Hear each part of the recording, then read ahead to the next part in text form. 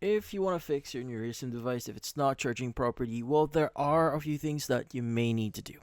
Now, first thing that you may want to do here is you want to check your charging cable and adapter first. So start using the original cable and charger that came with your Nurosym device. That's always the most reliable option here.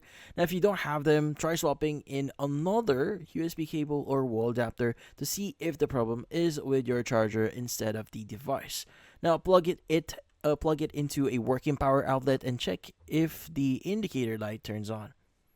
Next is you may want to clean your charging port. Sometimes the issue is just dust or lint inside the charging port, so take a soft brush or a can of compressed air and gently clean the area.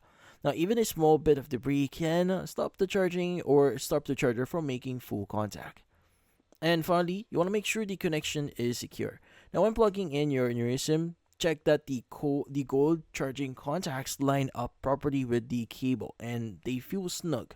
Now, if the connection feels loose here, adjust the cable slightly and make sure it's seated firmly.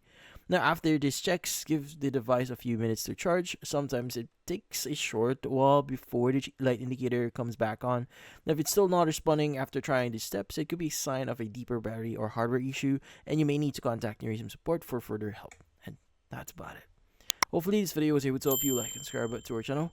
Thank you for watching.